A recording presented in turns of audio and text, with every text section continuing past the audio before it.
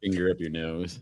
The stream. Anyways, yeah. Anyway, so I wrote. I wrote. I'm wearing this hat today, the Cincinnati Reds, and it has some meaning to me. And I would keep this in my office so I could stare at it. And sometimes I have to put it on. Now, let me tell you the story behind this hat. So, when I was, man, many moons ago, I was in school and I wanted to be a technical animator. I was going to school. I wanted to work for Disney. I wanted to be the guy who made cartoons and be in the movies. And while I was going through, because it was a graduate school, so while I was going through graduate school for this, I was actually in Chicago, DePaul University, and I fell in love with Chicago for sure. And while I was going through this, there was an opportunity for to work for the Cincinnati Reds, and the Cincinnati Reds was looking for someone for their scoreboard, right? So if you ever go to a sports, event on the scoreboard, they have all these animations going on, right? Like things flying in and out, words coming in, blowing up. You got a picture of the guy and whatever's happening, right? And I wanted to be that person who created it. So I reached out, I put my application in, I sent it over, I sent over my demo reel, and they sent me back this this heartbreaking letter that just says you weren't picked. We decided to move on for to another candidate. So what happened was is like I was not prepared, right? I didn't really have my demo reel put together. I was like, so when I put it together, I just quickly did it together. I was like, wow, let's do this real quick. And it's actually pretty cool. I should show you the demo reel because I have it on like Vimeo or something. But with this hat, I bought this hat specifically to remind me to, always, it's okay. Like, how's that saying go? It's like, you want to be prepared for the situation and not have an opportunity than have an opportunity and not be prepared. So when I see this hat, when I wear this hat, it's like I want to make sure that I am fully prepared for any opportunity that comes my way and to make sure that I have done my everything that I've needed to do to know that when that opportunity comes, that I'm ready. So what does that mean for us in this moment? And for me, it's AI, right? Like AI is coming by storm. We've talked about AI. We're implementing AI in our business, but I think we can level up our AI even more, right? And I feel like right now I'm a little bit behind, and I was talking AI years ago. I Yeah. remember being at Disney with my mother, and she's like, "What's Chat GPT?" And at that time, we're like just using it for emails, right? Like, oh man, writes Well, emails, that's the danger point. If your mom asks you what's Chat GPT, it's already mainstream. And so you have to be legit on it. And that story that you were telling me about just makes me think about, we were doing some business planning and scaling, and we've talked about it before. 10x is easier than 2x. That's a book by Ben Hardy, who I had the pleasure of meeting in Mexico, the beautiful part of Mexico. And golly, like that opportunity that you had with the Reds, in hindsight, what could you have done differently if you're like, I'm getting this job and you had the time to prepare? What would you have done differently? I think what I would have done is better dive into the tools that I needed to get the job done, right? So a lot of what they use and those things, it's called cinema. I mean, it might be different now because who knows, right? It's After Effects with Adobe, Sure. it's Cinema 4D, it's all these things, and I don't think, and truly, like when that opportunity came, I knew that I didn't put in enough hours, enough work, enough, trying. Like I didn't do my part. Yeah. So when I had that opportunity, I like quickly put together the demo reel, looked at Cinema 40X, I did a little bit of, this, and I understood a little bit, but I knew like I wasn't ready. Like I knew Right. I So wasn't ready. let's say, make it critical, right? Like let's go hyperbolic. Your family will die if you don't get this job, Michael. Like, so like you're all in, you're getting the job. What would you do differently? Man, I don't know what you're looking for, but I will tell you there are some things that I've done to get jobs, and it's how do I make myself stand out. Yeah. So there was an opportunity for a marketing director for a healthcare system, and I mean we're talking years ago, man. And I was like, I could do this job. So what I did is I went to the store, I bought this toy set for like doctors, right? Like little kids use, right? So it had a band-aid in there, had I think that's called a stethoscope. Yeah, It had yeah, all yeah. this stuff, right? So then I created this image, and purposely I got an illustration image of a doctor like working. It might have even been a dentist because there was a patient there. From what I remember, and then I cut out my face, right, smiling, and I put it on top of the illustration, and I mailed a package over to the marketing person or the hiring person, and I said, in the thing, I said, I am your marketing person, your healthcare marketing doc or something. And that got me the interview, which got me the job, like that. Oh, So I think if I could have done more, one, I could have prepared more for the job for the Reds. yeah. I could have done my work.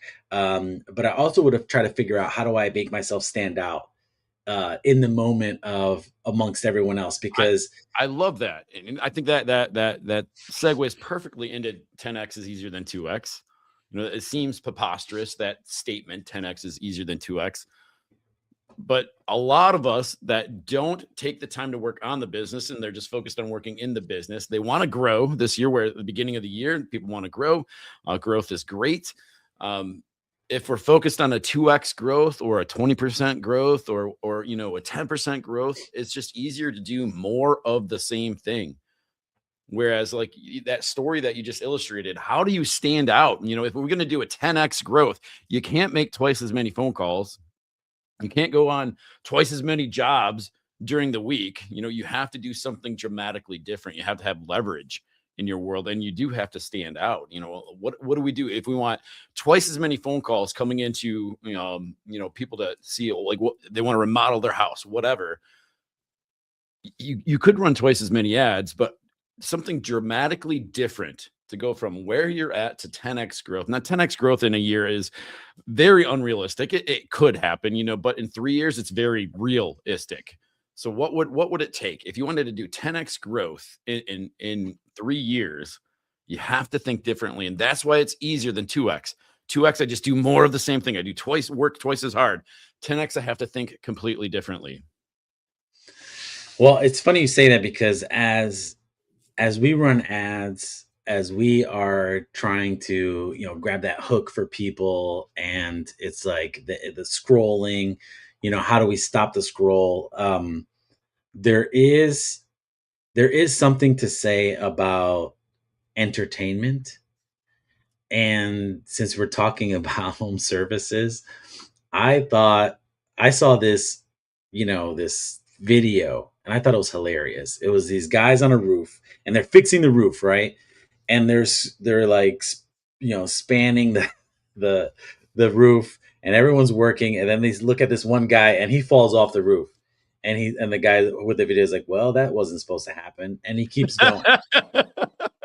And I was like, what a great hook, right? Like, what a great, if that guy was doing an ad, that's what it'd be. And it had hundreds of thousands of views and likes, Right.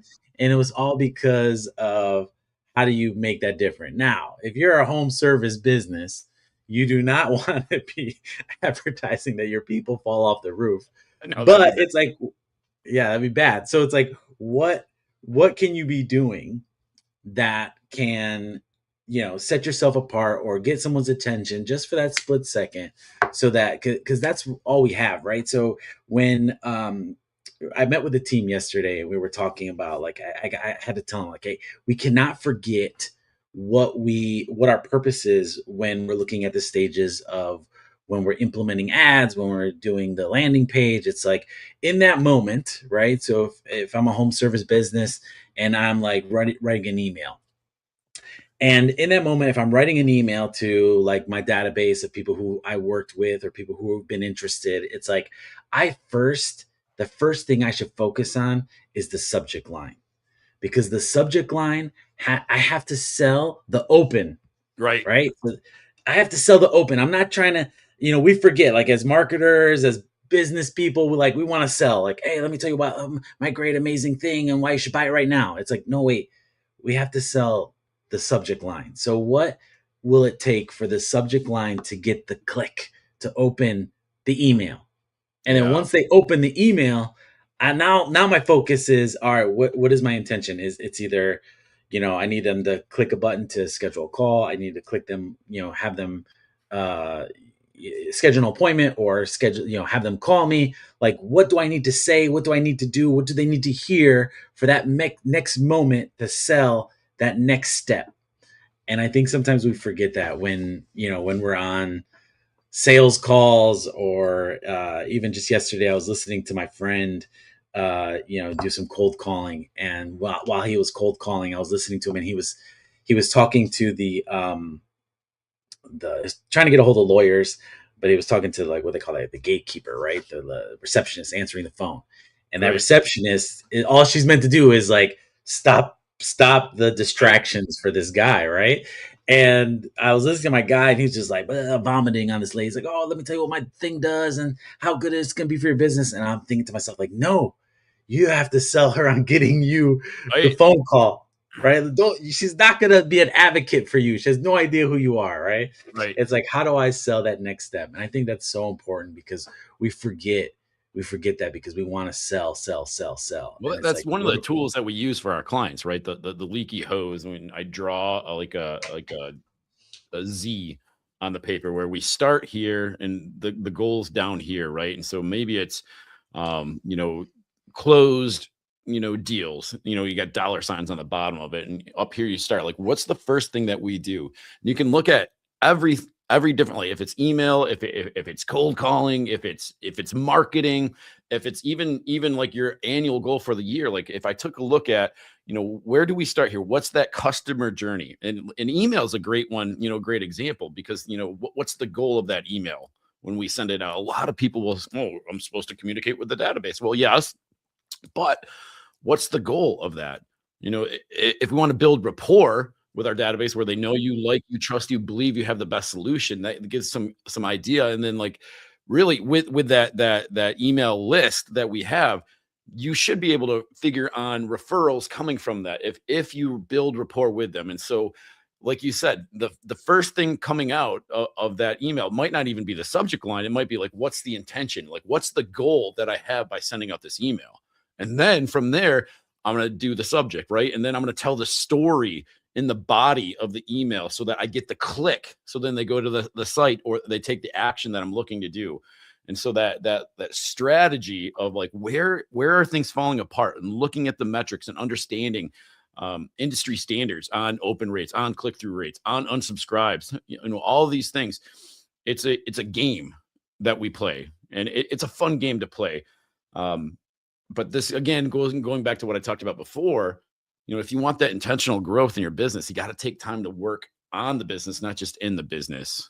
And the fun thing that Michael and I do so well is we help shine a light on the business. We help you craft your unique selling proposition so that you do stand out, so that you do get those phone calls. Yeah, and there's one thing that I love about home service businesses is that, one, there's so many elements when we talk about like what is the three core desires, right? That for messaging, when we're talking about messaging, we're like, is it health, wealth, or relationships? And with home services, like, you can sprinkle in all of them, all of them almost into one message, but really focus on one piece. So when I think of the holidays, when the holidays come up, even I fall victim to it, where it's like, I want people to come to my house and I want to have the best kitchen on the block, right? I want people to come over and be like, "Ooh, look at Michael's kitchen," right? And that's a status thing, right? So it's like when I'm thinking about, hey, I want to, because we just painted our house in Florida, right? Like the inside, and I was thinking like, what colors can it be? I want people to know it's new and it's vibrant and all this other stuff. And it's like, that status of like relationship status, but at the same time, I can add value from a wealth standpoint, because when I update my kitchen, well, now it's like, well, now I added value to my home, because we have a house in Columbus, and that house is like, it needs an updated kitchen. Everything else is nice, but like, man, for some reason kitchens are expensive. And that's great for a home service business, and it adds value to it, and you get to be the person who's like, "Ooh, look at those cabinets! Look at the work." My wife loves that stuff. Yeah. And where we are right now, she's like, I hate this kitchen. It has nothing that I want. There's no room, because she's used to these bigger kitchens. She's like, I don't want it. I don't even want to cook no more. And it's like, oh my gosh, that's a thing. Yeah. Yeah, totally. So I think summing everything up, really, if you want growth in your business, you do have to take the time to work on the business. You got to be intentional with your schedule.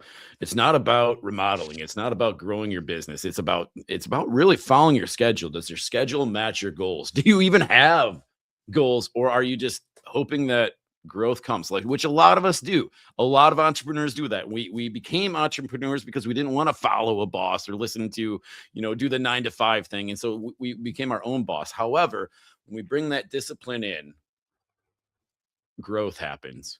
And if you guys would love to talk about this, we would love to talk about this with you. Go to cruxlocal.com. I'd love to sit down and we can build out what we talked about last week, the GPS for your business. We can show you the path to go to really see that growth. And we can also show you what competitors are stealing your lunch right now, who's out there doing the right things to get in front of your clients, and what you can do, and more importantly, what not to do, that you reverse those stats. Yeah, absolutely. I think there's a free gift that I'm putting together that I would love to give people. So before I announce it, if you want that gift, go to cruxlocal.com, set up a meeting with us, and I will show you exactly how to use it, how to implement it, and it's a little bit of scarcity. A Only the teaser. people who sign a teaser. That's the word I wanted. Pretty All soon. right. Thank you. See you.